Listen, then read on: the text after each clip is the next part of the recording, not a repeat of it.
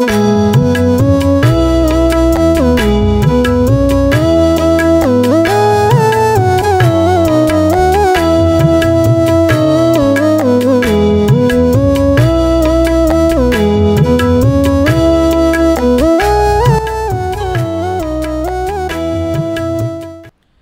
brothers and sisters in the Lord, ప్రభునందు ప్రియమైన సహోదరి సోదరులారా, today's verse for our meditation is taken from Psalm 18 verse 3. ఈ రోజు మన ధ్యానం కొరకు 18వ కీర్తన 3వ వచనం నుండి తీసుకొనబడింది. I'll call upon the Lord who is worthy to be praised, so shall I be saved from mine enemies. కీర్తనీయుడైన యెహోవాకు నేను మొరపెట్టగా ఆయన నా శత్రువుల చేతిలో నుండి నన్ను రక్షించును.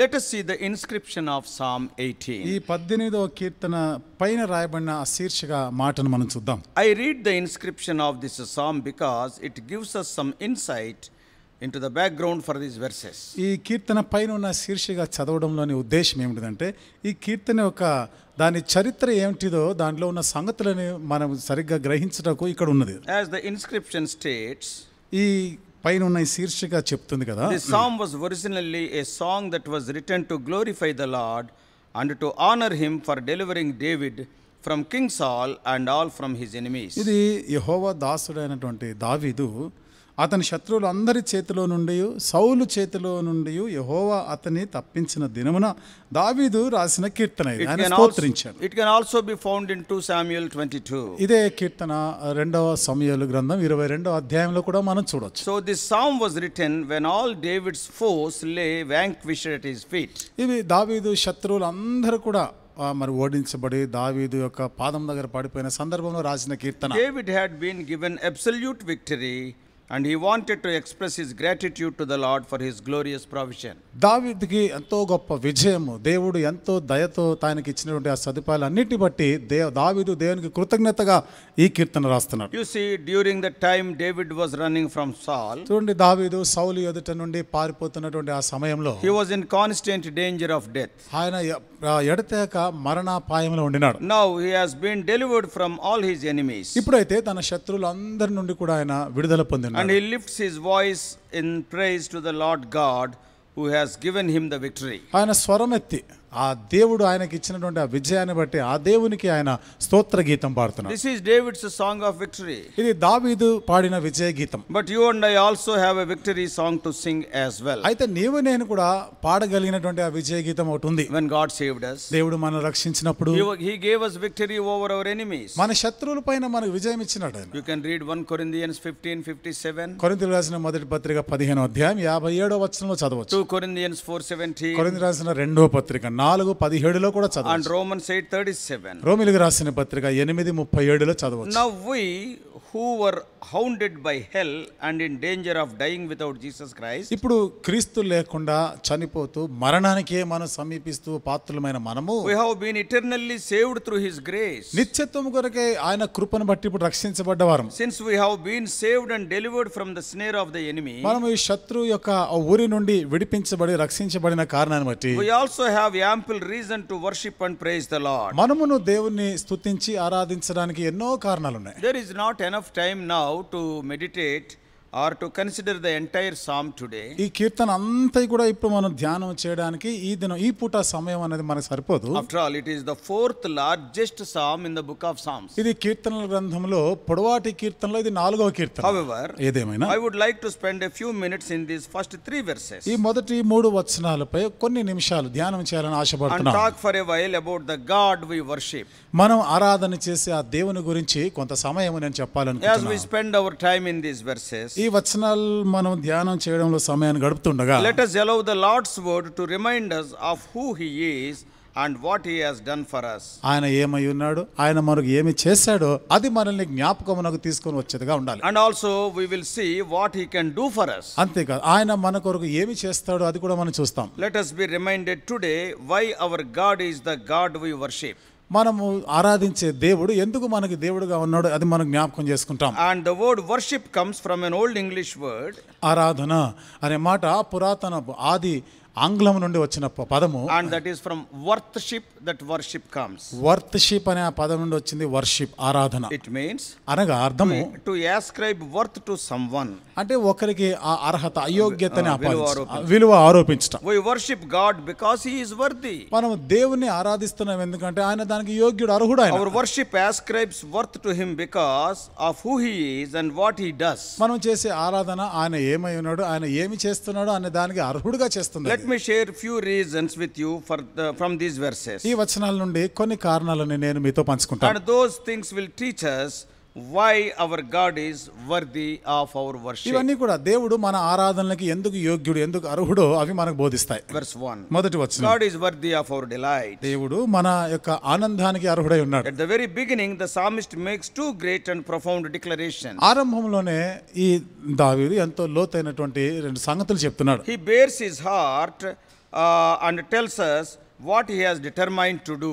ఆయన ఏమి చేయాలని తన హృదయమునందు నిశ్చయపరచుకున్నాడు అన్న సంగతి చెప్తున్నాడు. First, మొదటిది, he declares his love for the Lord. ఆయన దేవుని కొరకైన తన ప్రేమను వెల్లడిపరుస్తున్నాడు. Secondly, రెండవది, he declares his absolute dependence upon the Lord. దేవుని పైన పూర్తిగా తను ఆధారపడే దాని గురించి మాట్లాడుతున్నాడు. He seems to be indicating that he will live his life with these two great themes ever before him. కాబట్టి ఈ రెండు గొప్ప ఈ అంశాలను బట్టి ఆయన తన జీవితకాలం కొనసాగుతున్నట్టుగా చెప్తున్నాడు. He is telling us that he finds his greatest delight in the Lord.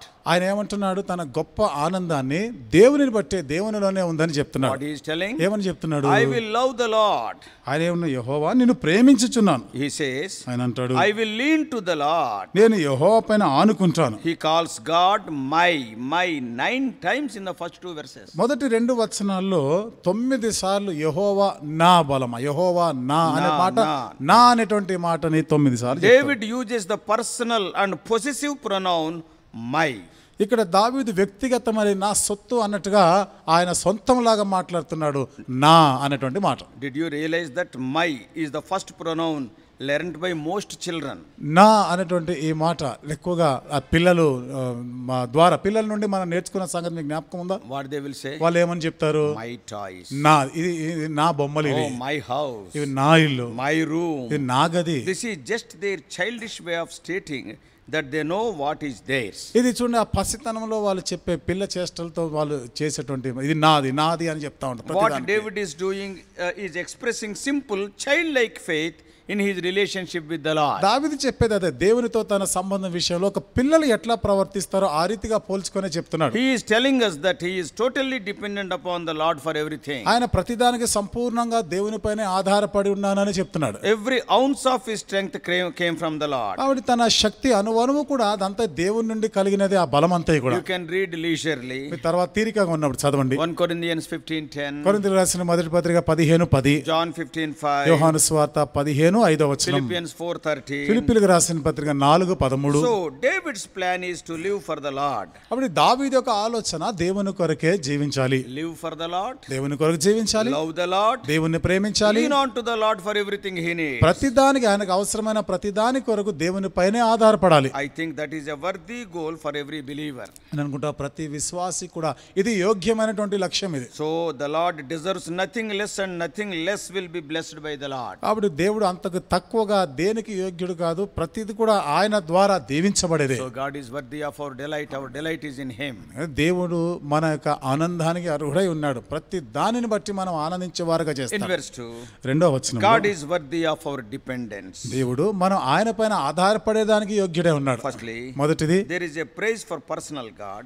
మనం ఇక్కడ వ్యక్తిగతంగా మన దేవుని గురించిన స్తుతి ఉంది. See the usage of my again. మరలా ఇక్కడ నా అనే పదము ఎట్లా ఉపయోగిస్తున్నాం? The most important thing in life is knowing that you are right with God. జీవితంలో అతి ప్రాముఖ్యమైన సంగతి మనం ఎరగవలసింది దేవునితో నీ సంబంధం సరిగ్గా ఉంది అనేది. Be sure above everything else that you are saved by grace. ప్రతిదీ కూడా నీ జీవితంలో ఆయన కృప ద్వారానే నీవు రక్షించబడ్డావు అనేది ప్రతి విషయంలో కూడా చెప్పాలి. Secondly, రెండవది, there is praise for a powerful God. చూడండి, శక్తివంతమైన దేవుని గురించిన స్తుతి ఉంది. First of all, మొదటిది he is a personal God. ఆయన వ్యక్తిగతమైన దేవుడు. Secondly, రెండవది, he is a powerful God. ఆయన శక్తివంతమైన దేవుడు. In God and in his relationship with him, David finds all the strength that he needs to make it through life. దేవునితో సంబంధంలోనే దావీదుకి అవసరమైనటువంటి శక్తి బలం అంతా కూడా ఆయనని బట్టే ఉంది. Notice the 8 metaphors that David uses to describe God and his power in our life. మన జీవితంలో దేవుని యొక్క శక్తికి సంబంధించి కొన్ని 8 సంగతులు మనం చూస్తున్నాం, దానికి పోలికలుగా ఉన్నాయి. రెండవ వచనంలో చూడండి ఏమని రాశాడు. మొదటిది చూడండి, ఆయన మనకి స్థిరమైన వాడుగా ఉన్నాడు. రెండవది సేఫ్టీ, ఆయన మనకి భద్రతగా ఉన్నాడు. మూడవది ఆయన మనకి రక్షకుడు అయినాడు. నాలుగవది ఆయన సార్వభౌముడై ఉన్నాడు. ఐదవది ఆయన మనకు బలమై ఉన్నాడు. ఆయన మనకి కేడమై ఉన్నాడు. సెక్యూరిటీ, ఆయన మనకు భద్రత, సప్లై, ఆయన మనకి అన్ని కూడా అవసరాలు తీర్చేవాడు. Different names are written in verse 2. రెండో వచనంలో వేరు పేర్లు ఉపయోగించబడ్డాయి. For us to remember easily, I have selected some 8 words, all starting with the word English letter S. సులువుగా మనం గుర్తుంచుకునే దాని కొరకు ఎస్ అనే ఇంగ్లీష్ అక్షరంతో ఆరంభించబడి 8 మాటలు చెప్పాను. స్టెబిలిటీ, స్థిరత్వము, సేఫ్టీ, మనకు భద్రత, సేవియర్, రక్షకుడు, ఫోర్త్లీ సావరీన్, నాలుగోది సార్వభౌముడు, దెన్ స్ట్రెంగ్త్, తర్వాత బలము, దెన్ షీల్డ్, కేడము, సెవెంత్లీ సెక్యూరిటీ, ఆయన మనకి కాపుదల, అండ్ ఫైనల్లీ సప్లై, చివరిగా మనకి అన్ని కూడా సరఫరాలు ఇచ్చేవాడు. God is the same for every child of God. కాబట్టి దేవుని బిడ్డలైన వారందరికీ దేవుడు ఒకే రీతిగా ఉంటాడు. When the life's battles rage about us, మన జీవితంలో పోరాటాలు వచ్చినప్పుడు we can run to him. మనం ఆయన దగ్గరికి పరిగెత్తి వెళ్ళొచ్చు. And be lifted above our battles and find the rest and refreshment we need to be able to fight the battles and win. ఆ పోరాటాల్లో మనం పోరాటం చేసి జయించుటకు కావలసిన శక్తి, సామర్థ్యం